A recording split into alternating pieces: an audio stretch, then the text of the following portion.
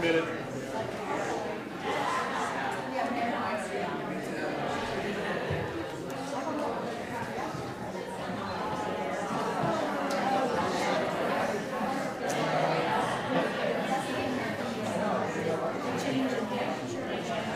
Well, good morning, everybody. Good morning, Carl. Good morning, choir. Good morning, all. We got a raucous crowd today. I love it. A lot of energy in here. We need it.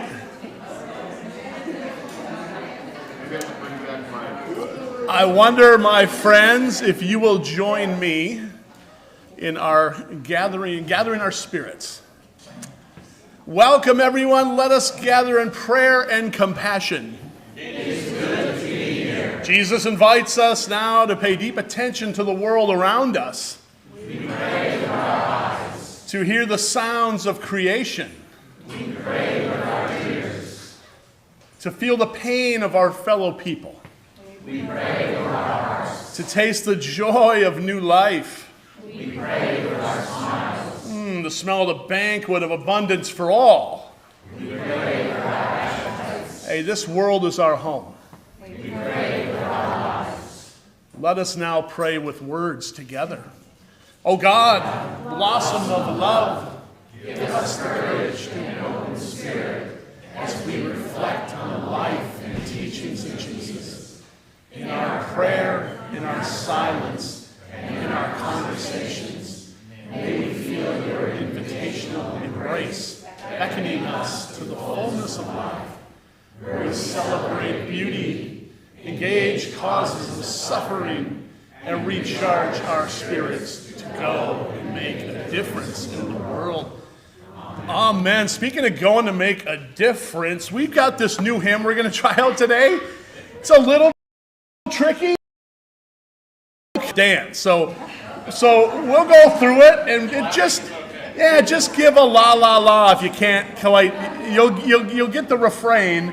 The verses might be a little tricky. So just, have fun with it because it is a great song. Let's rise up in body or spirit and sing about going to make a difference.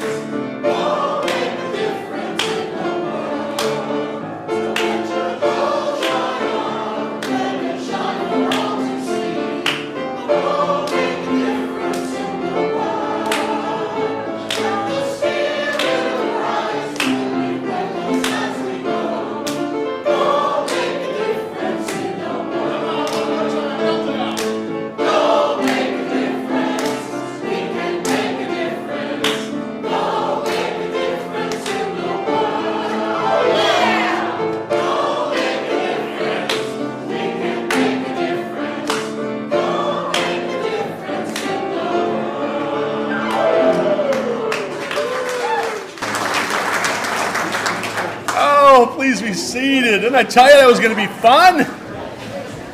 That was a fun hymn, wasn't it? Come on. That was a good one. Oh, I'm exhausted. Let's just calm down. Choir had to learn that this morning. Good morning, everybody. Good morning. Welcome to Faith United Church of Christ, whether you're in person with us or you're part of our online community. We are delighted to have you with us. A special welcome to any visitors that we have today. First-time visitors, return visitors.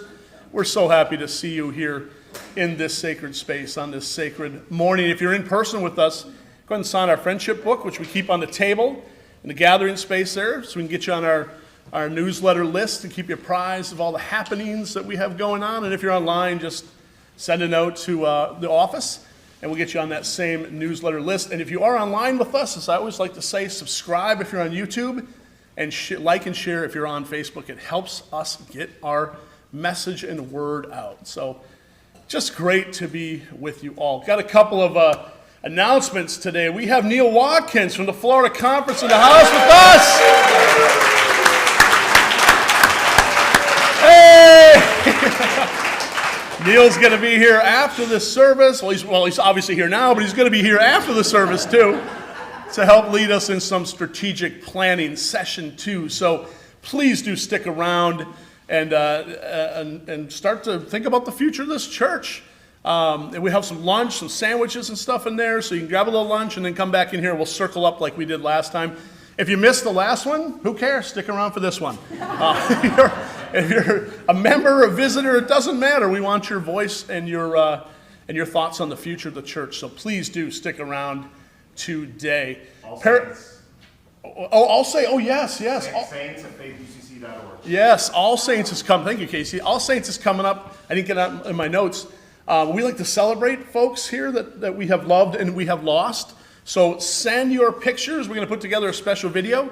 So many of you probably did this last year. Send it to saints at faithucc.org. And that's not the New Orleans Saints. That's our saints. saints at faithucc.org. And if you can do it by like the 26th, I think, of October we set, Michael Stark is going to create a wonderful video for us to just to honor those that we have loved and that we have lost. So and you'll see more about that, saints at faithucc.org. Parable Sermon Series will resume next week. I promise we'll get to those 12 virgins or however many were 10 there. We're going to get to them. Every other week now? Yeah. It's going to be a rolling series. Let's just say that. But Oktoberfest is coming up. We do it every year. I know we got a lot going on. I know that. We are packed the rest of this year. But we got to celebrate Oktoberfest, right? We're going to celebrate fall. So it's in 2 weeks. So it doesn't leave a lot of time. If you want to bring some food for that, we're going to get a sign-up sheet by next Sunday. I promise we'll have one here. But we'll do brats, and we'll have, I have a slide, a previous pass. Oh, yeah. We'll have brats, and we'll have Oktoberfest beer, and we'll have root beer. That's a picture of Bill Bergman. He passed away 2 years ago. And he would show up every Oktoberfest with his lederhosen. And it was just fantastic. He's lederhosen. And he'd just have a great time. And that's Ellery. Ellery, I know you're online with us, so thanks for that great picture. So yeah, $5 a ticket. Are we selling tickets today, Fran?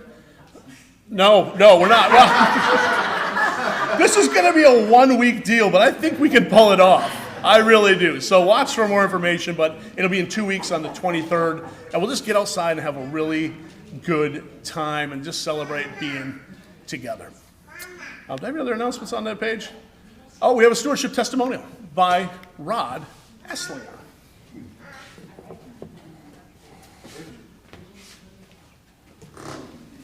I'm kind of excited to be kicking off the annual fall pledge drive. But a little bit about myself. I'm some of you know, I'm a preacher's kid myself. I was born while my dad was in his last year of seminary up in Louisville, Kentucky. And so I grew up in the church and have a kind of proprietary relationship with the church. But I started seriously questioning some of the stuff that I had been taught when I was about in my mid-teens, I'd say. And by the time I left home at 19, I didn't see the inside of a church again for many years. Not that I'd lost my faith, but that I didn't know what direction it was going. And by fortune, I found a couple of good churches that had a fairly progressive approach. And still wasn't. I stumbled whenever we'd have to say any kind of a creed, because I didn't believe a lot of the things that were in those creeds. At any rate, when we moved here to Dunedin about a little over 5 years ago, I stumbled on the internet across a posting. I have no idea where it was posted, but about a study group here at Faith. And I thought, well, yeah, that sounds intriguing. And I think it was on a Wednesday afternoon, and I came in and met Mike. We were setting up, everybody was setting up chairs and tables at the time. And it was really, really a good experience. It wasn't churchy. It engaged the mind. And so it wasn't long before I started coming here regularly. And I love that it feeds my intellectual curiosity, my spiritual longing. I regularly attend the meditation group on Wednesdays now. And of course, singing with these guys, they put up with me, and that makes a big difference. And I love the fact that we don't dodge controversial subjects here. In fact, Mike, I have to tell you, I tried the hash browns at our place. You gotta go there. And they were almost as good as the home fries at Betty's on the Causeway. So, but you know. I know, I'm speechless. So anyway, it's that time where you have to search your soul, your pocketbook, your checkbook, and also your time to see how you can contribute to all the different things or whatever best appeals to you here at this church. I hope you'll find time as well as money, but give it some real thought when you fill out your pledge card, and we'll all make a difference. Okay?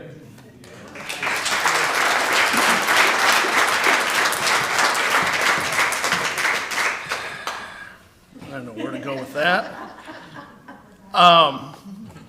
Thank you, Rod. That was wonderful. If you can make a pledge this year, that'd be great. We're going to do a stewardship testimonial each week, and Rod really kicked it off well today, except for the home fries comment. That's a little kind of a debate we're having the other night. I know this will be talked about in not one other church today. I guarantee it, in the world. But we're having a debate over home fries for breakfast versus hash browns. And I don't know where you fall on that spectrum, but I'm very anti-home fry when it comes to breakfast. All are welcome, but you know, sometimes it just doesn't belong on my plate, you know? So let's put this to bed once and for all, right here in this space. Who here likes home fries for breakfast? Very few. Oh, so sorry, people. I'll be available for counseling after the service. Who here likes hash browns? Crispy hash browns. Oh, take that,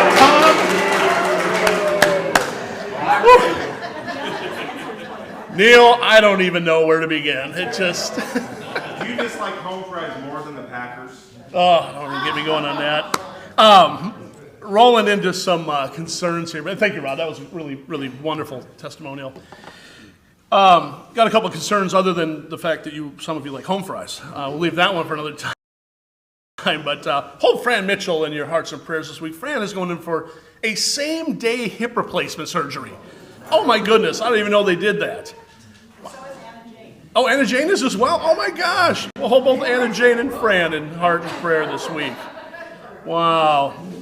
I know you're gonna come through this fine, and and get back with us as soon as you can. So, also hold Rosemary Randall. She's online with us. Her brother Pete in your hearts and prayers. Pete has liver cancer and just received a diagnosis of just a few months probably of life left. I think he's 73 years old. So hold Rosemary and her family as they support Pete in his time.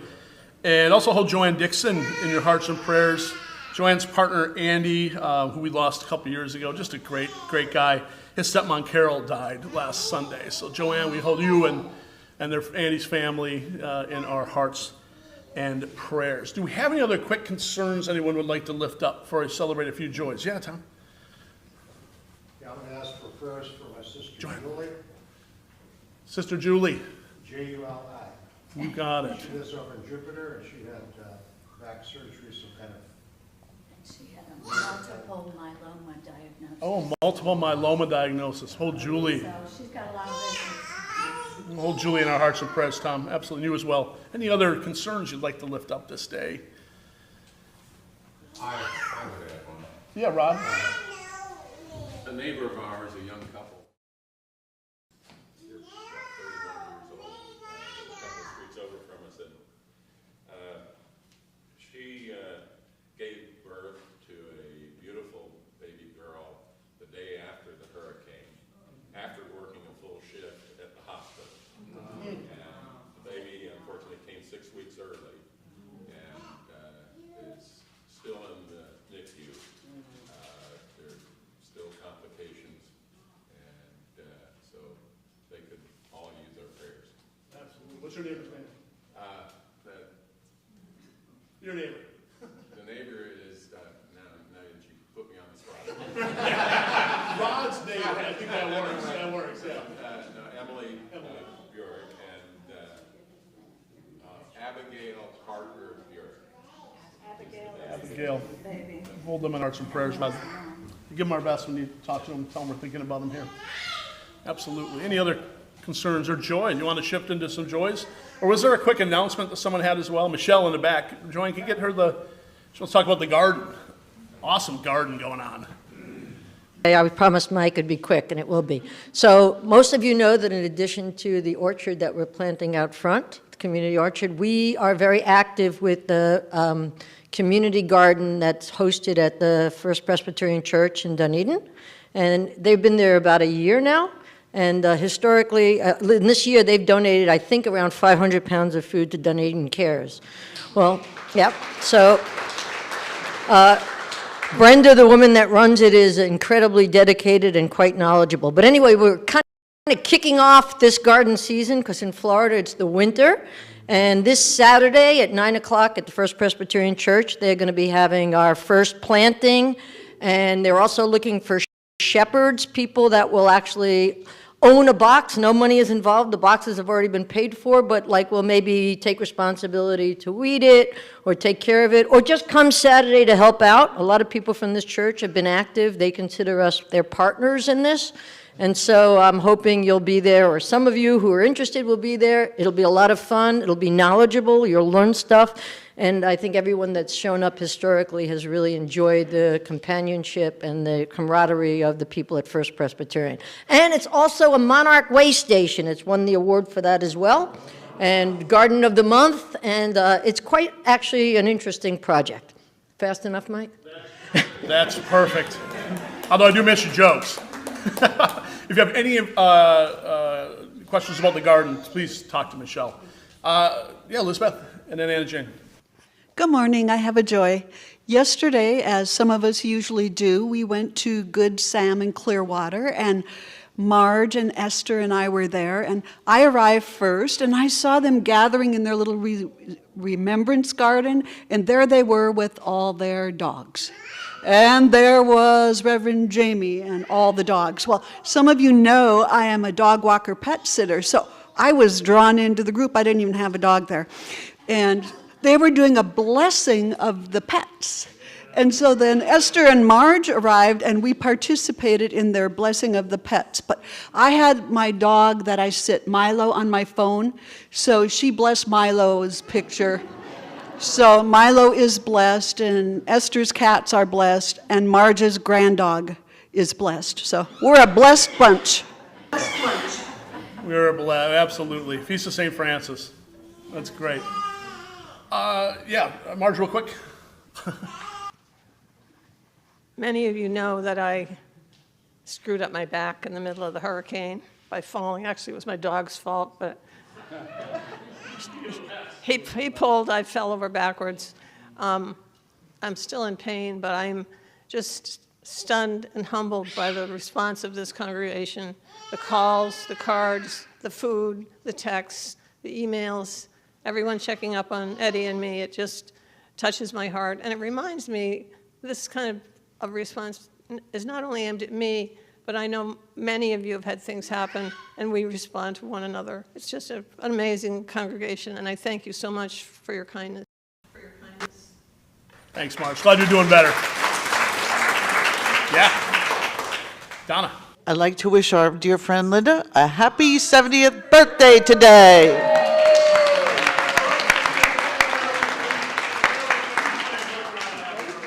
Play a quick round of happy birthday.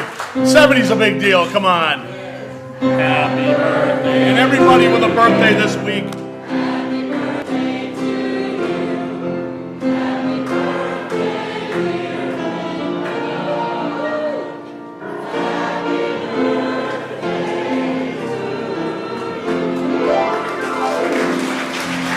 Happy birthday was 70. Woo! All right, that's great. That is great. Anna Jane with a final. So as I have a kind of a request here for our orchard. As Fran mentioned, I'm going to have a hip replacement, and the hip already gives me a little bit of grief, as you can imagine. And so I was slowing down on putting any more trees in, but then somebody donated a guava tree. And it was planted yesterday, and it is, I don't know, it was in some soil that, it dries out really easily, and so this thing needs to be watered for every single day for the next 2 weeks. It'll be a little rough for me to do. And it also needs a sponsor. So the tree was free. It cost $45 to plant it, and then we usually ask for $50 to help with our water fund. And so if anyone after the service is interested in sponsoring this tree, but I really need someone who can actually come here every day for the next 2 weeks and give it some water, or it might not make it. So, okay, Linda. Okay, awesome. All right, we already got volunteers flying. That's awesome. Thanks, Anna Jane. We'll be thinking about you in the next couple of weeks. I know you're going to miss being out there. So, Linda, are you going to talk about the Alzheimer's? Okay. Tomorrow, Chris and I will celebrate 58 trips around the Earth together, or around the sun. Happy anniversary, Barry and Chris. That's awesome. Congratulations, you guys. That's great. And one more. Quick. I want to wish my Uncle Jack a happy 95th birthday tomorrow. He's the one surviving person from my dad's generation. And also, I want to say thank you for my longevity. I'm leaving on Thursday to celebrate my 55th high school reunion in Albany, New York. Cool. All right. Congratulations.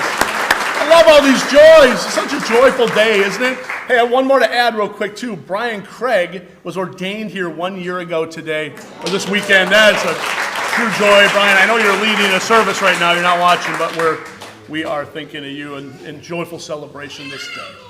Oh, and one more quick concern, too, before we roll into just some time of centering. Hold Mama Liz in your hearts and prayers. She's having some good days and some not so good days, as her son Stacy told me yesterday. So just hold the Simmons family and Mama Liz in your hearts and your prayers.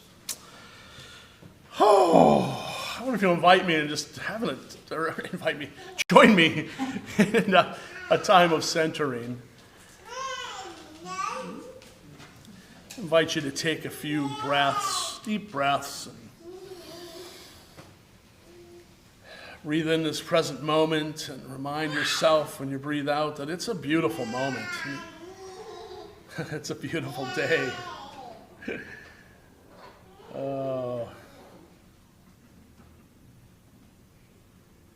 Remember that when you breathe and your breath is, God is ever closer than each breath you take and each beat of your heart. Breathe that in. Trust that gentle flame that kindles inside of you that is holy.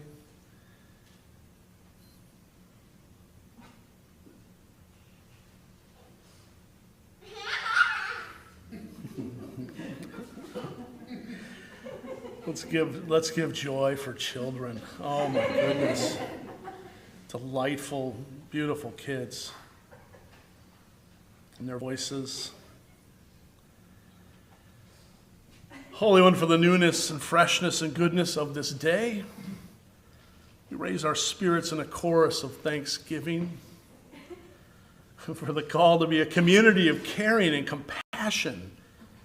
For the call to be your hands and feet in a hurting and wounded world. To raise our voices in a chorus of thanksgiving.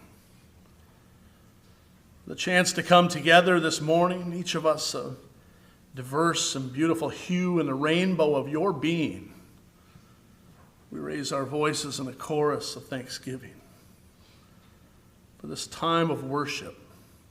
To celebrate the many ways that your presence is made manifest in our church and in our lives. We raise our spirits in a chorus of thanksgiving. For this day, let us give thanks. And now let us journey ever deeper into this time of gathering together with our choir and their own amazing voices leading the way. Amen.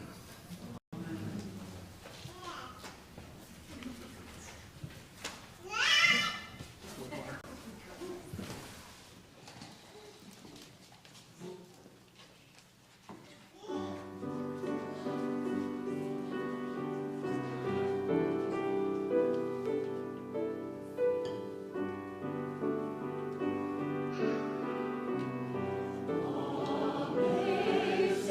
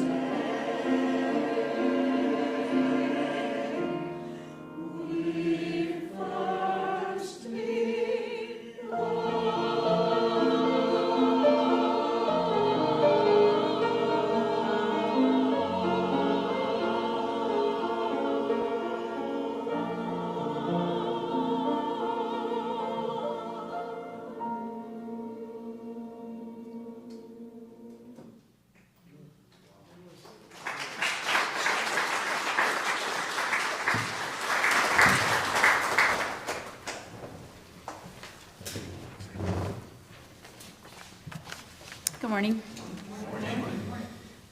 Our reading today comes from the Gospel of Mark, chapter 12, verses 38 through 44. Hear the story of Jesus hanging out with his disciples around the treasury, and how it is not the rich and their opulence that seizes his heart and imagination, but rather the act of a poor widow and her simple yet profound gift. As he taught, he said, "Beware of the scribes who like to walk around in long robes and to be greeted with respect in the marketplaces, and to have the best seats in the synagogues and places of honor at banquets. They devour widows' houses, and for the sake of appearance say long prayers. They will receive the greater condemnation." He sat down opposite the treasury and watched the crowd putting money into the treasury. Many rich people put in large sums. A poor widow came and put in 2 small copper coins, which are worth a penny. Then he called his disciples and said to them, "Truly I tell you, this poor widow has put in more than all those who are contributing to the treasury. For all of them have contributed out of their abundance, but she, out of her poverty, has put in everything she had, all she had to live on."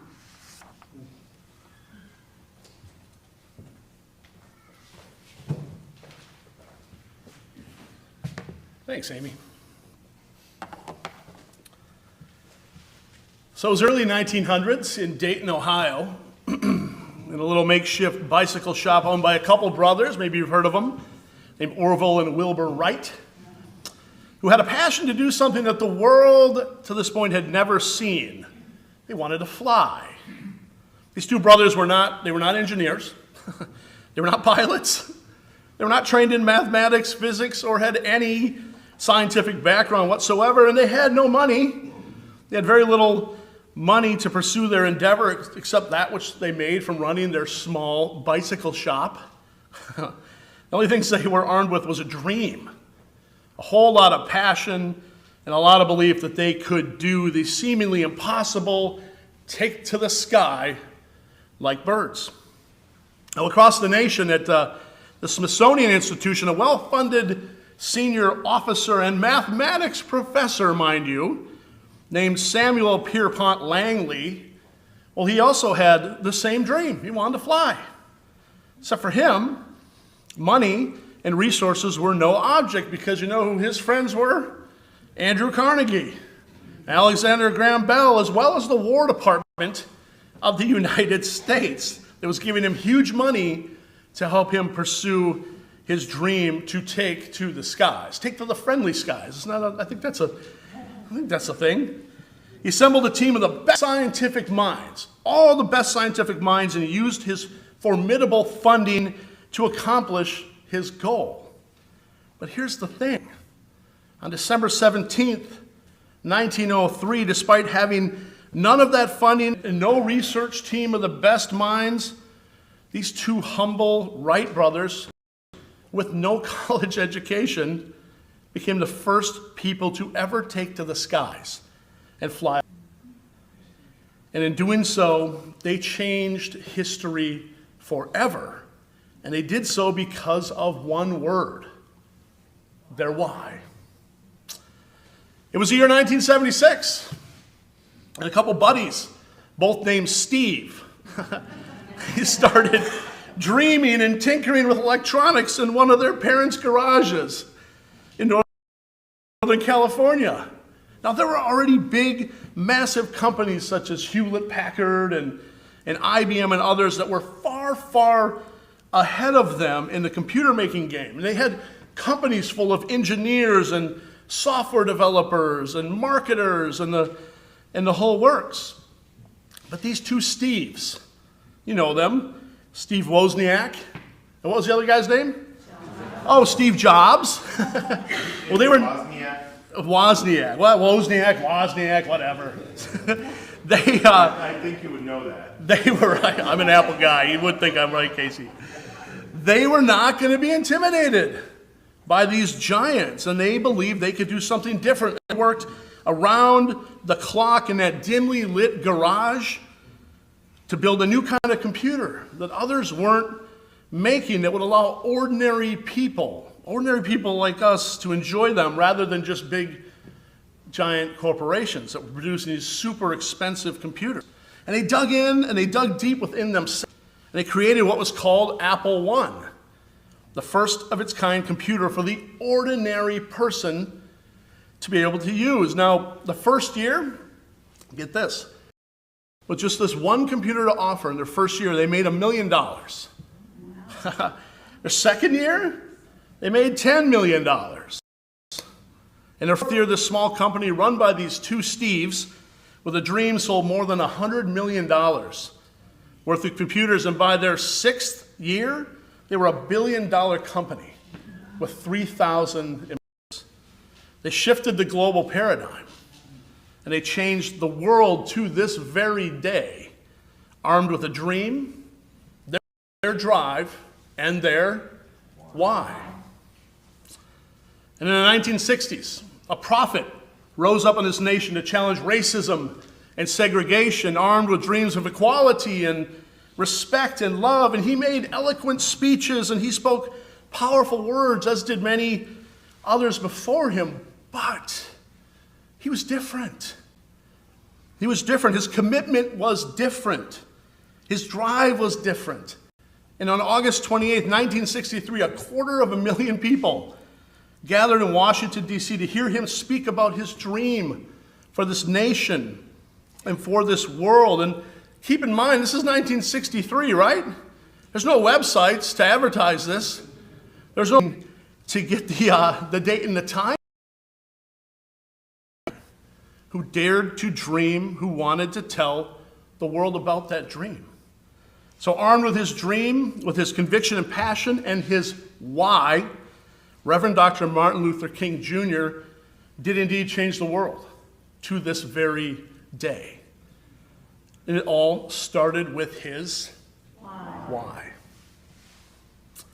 Three great stories that come from a wonderful book written by a guy named Simon Sinek called Start with Why. He's a leadership coach of sorts who challenges readers and organizations and companies to think a little deeper about the whys in our lives. Why do we do what we do? He writes, quote, "Any person or organization can explain what they do. Some can explain how they are different or better, but very few can clearly articulate why. Why is not about money or profits. Those are the results. Why is the thing that inspires us and those around us," end quote. Or to put it a little more succinctly, he writes, "What is your purpose, cause, or belief? Why does your organization, I'll say church, why does your church exist? Why do you get out of bed in the morning? And why should anyone care?" End quote. So in using the Wright brothers, the two Steves, and Dr. King, he illustrates three examples of people that were driven with such clarity and purpose of vision that there was nothing in the world that was going to stop them. And though they were up against seemingly insurmountable odds, they never stopped dreaming and they never stopped striving until they literally altered the trajectory of the world with their dreams, with their commitment, and their focus on why exactly they were doing what they were doing. So with today's strategic planning session that we'll be engaging in just a bit, that is a question I want us collectively and individually to grapple with. What is our why as a spiritual community? And what is your why as a part of this spiritual community? Or Simon might put it, why do you get out of bed on a Sunday morning and come here? What feeds you and inspires you to want to be a part of this spiritual movement?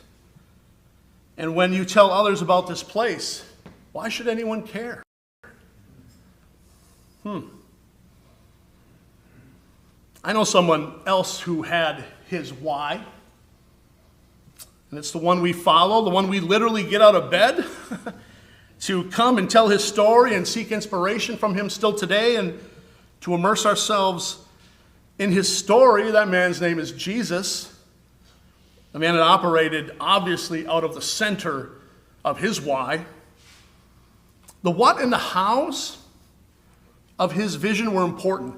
Those are the stories that he told, the crowds he gathered, the words he spoke, the things that he did. Those are his, as Simon Sinek would call them, his whats and his hows.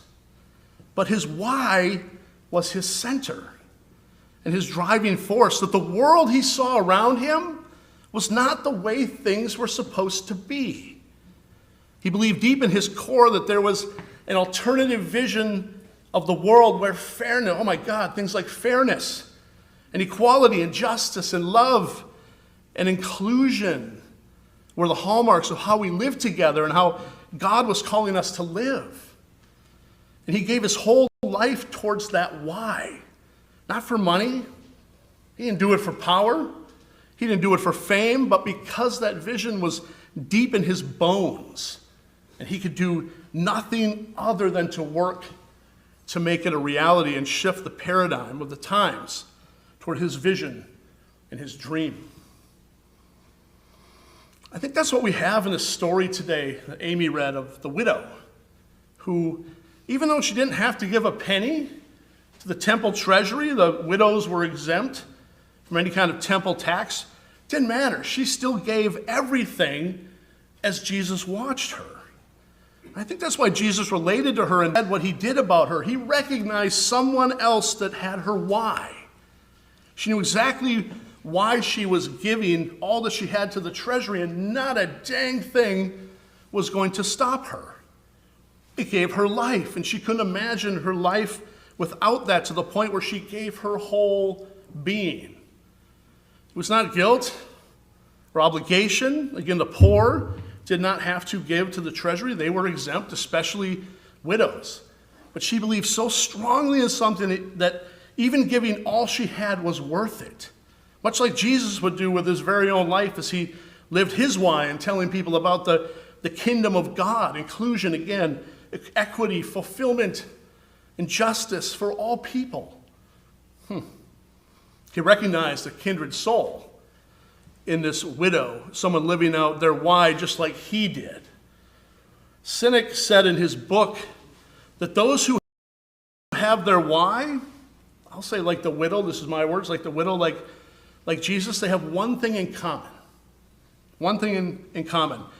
That's a vision of the world that does not yet exist and the ability to communicate it. A vision of the world that does not yet exist and the ability to communicate it. Well, she communicated her vision pretty powerfully, I'd say, with her 2 clinks of the coins in the coffer. And in the end, she caught the attention of the greatest visionary that the world has ever known, Jesus. Sorry, Steve Jobs. Jesus has got you beat.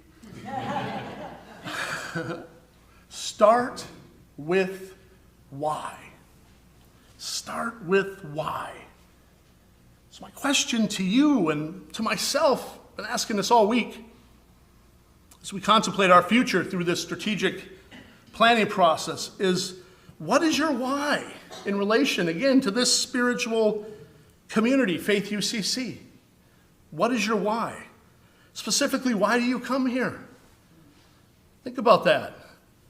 Why do you get out of bed in the morning and come to this place right now?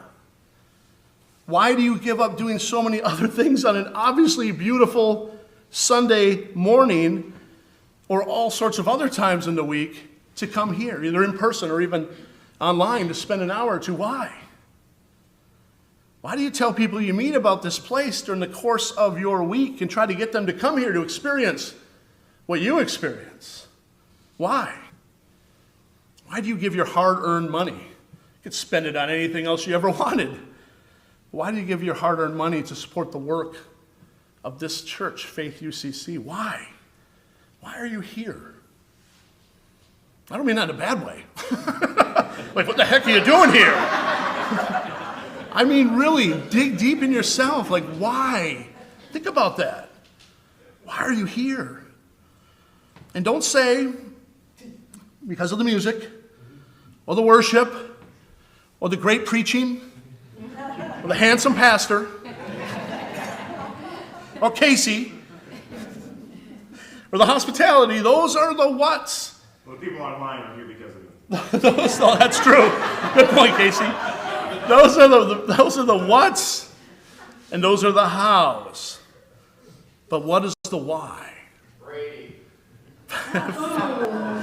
Focus on your why. For in that question, literally, as Neil will tell you, lies our future.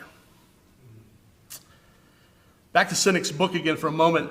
Speaking about Apple, I was struck by how he compared this young garage-born company and vision to how so many other businesses operated, many that failed.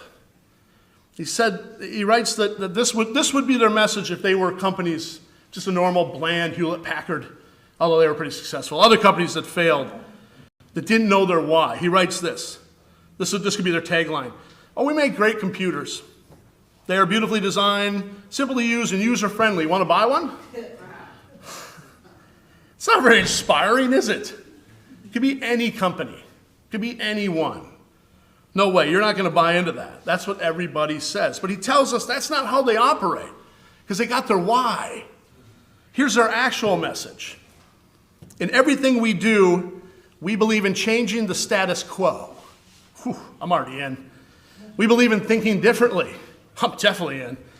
The way we challenge the status quo is by making our products beautifully designed, simple to use, and user-friendly. Oh, and we happen to make great computers. You want to buy one? I'm in. Very different. I'm hooked. He sums this all up with one great line. I know this is a product, but we're a different kind of entity, but the line applies. People don't buy what you do. People don't buy what you do. They buy why you do it. People don't buy what you do. They buy why you do it. I think that's a great way for us to approach our future as well, especially through this process. Not by focusing on all those what we do. When we do great things here, we really do. But the why that drives us to do what we do. That's what we want to identify. So our tagline could be this. We're a progressive church. Where all are welcome. We have lively worship and a choir and have all sorts of justice, mission, and education opportunities happening all week long. Come and worship with us on a Sunday morning at 10:30 a.m. Is that inspiring? No, that could be the tagline of any mainline church, right? It really could. Even churches that aren't progressive are saying things like that. All are welcome. Right. Right. But if we are truly speaking from our why, deep within ourselves, our why, well, then our message could sound a little different. How about something like this? That's a why. That's a why. How about something like, in everything we do, we believe in challenging the traditional religious status quo. The way we challenge the status quo is by seeking the experience of God over the belief in God, and journeying together on a path paved with love, inclusion, equity, and mindfulness. We also happen to be a church. Want to join us? Yeah, I like that. That has me excited, right? Because it all begins and ends with our why. That says our why. Not our what, not our how, our why. Speaking of Apple, I want to close with the words of one of One of the Steves that lived out his why in his parents' garage as he built a multi-billion-dollar company. It's a quote of his I've always been really fond of by Steve Jobs, because I see us in it as well. I see us as people crazy enough to believe that we can shift the paradigm like our other visionaries did that we talked about. So today this quote is for you, us, Faith UCC.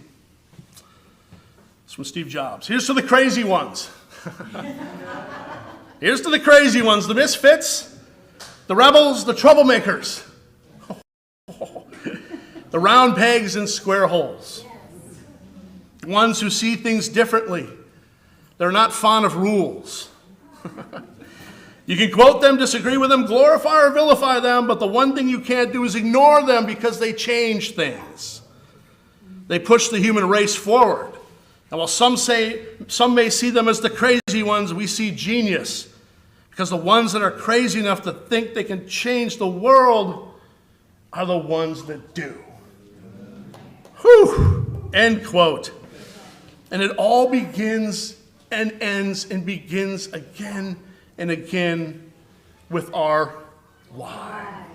I can't wait to hear your why, Faith UCC, as this process unfolds and we dream a new future together in just a bit. It all starts with why. What is your why? What is your why? Amen. Amen.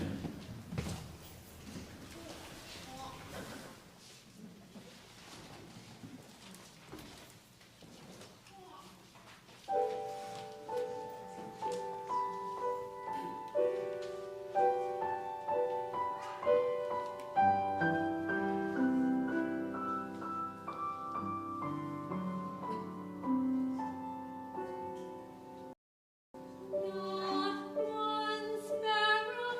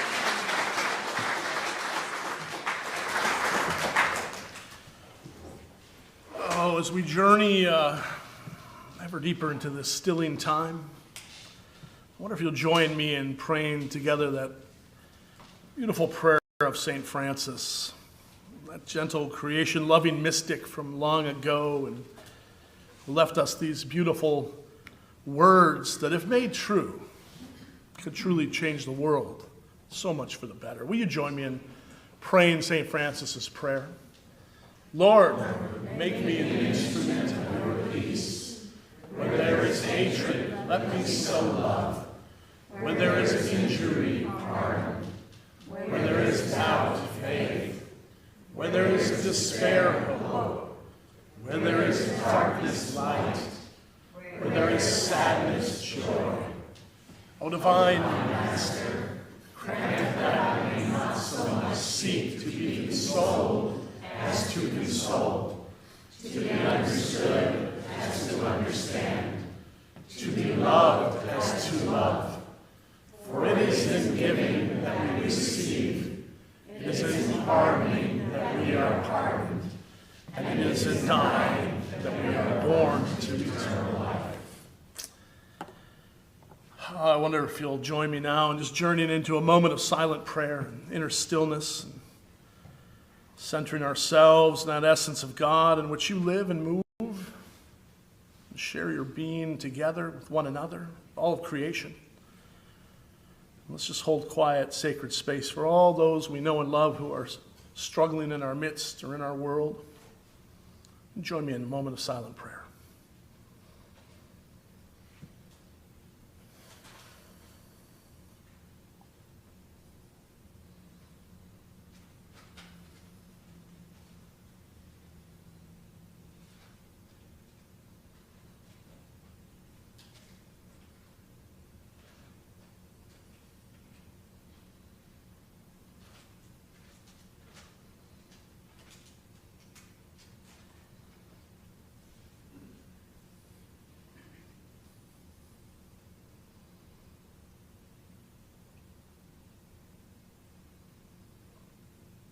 For all the people, the places, the situations, the struggles, and pain in the world, and in the lives of those that we know and love that we hold, may our prayers and our energy of love take flight and bring peace to all who are struggling this day.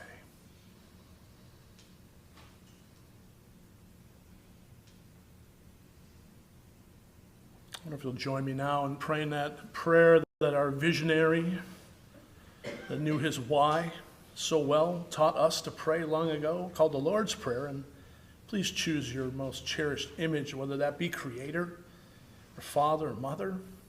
Will you join me? Our Creator, who art in heaven, hallowed be thy name. Thy kingdom come, thy will be done, on earth as it is in heaven. Give us this day our daily bread, and forgive us our debts, as we forgive our debtors. And this is not temptation, but deliver us from evil. Thine is the kingdom, the power, and the glory forever. Amen. Amen. I want to say, before we conclude our service with singing our peace song that the world needs so much, I just want to say thank you. Thank you for your incredible generosity in your giving. I hope you will follow Rod's lead and consider making a pledge to help us budget for the work of coming up in 2023. And God knows we're going to have a lot of work to do. Everything that's going on in the world right now, right? So we need you. But I want to say thank you for your incredible generosity, your time, talent, treasure. It knows no bounds, and I'm so grateful for it. If you're here with us today and you're like, hey, I want to make a contribution, a love offering to the work that we do, there's plates on the back table there. And if you're online with us, just go ahead and go to our website, or you can scan that fancy QR code there, and it'll take you right to our give page on our website. But again, thank you for your incredible generosity. All right, we're going to sing our way out of here.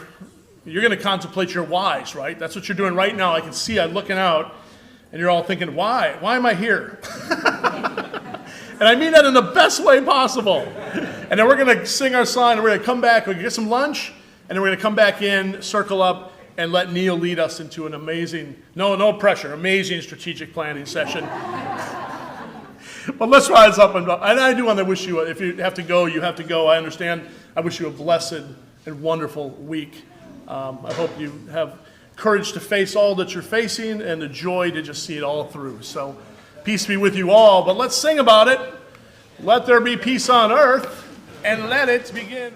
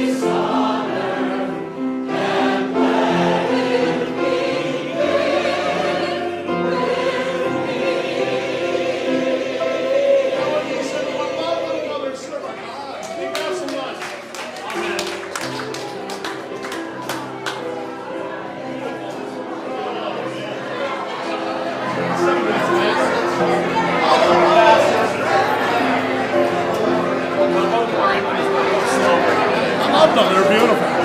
Beautiful.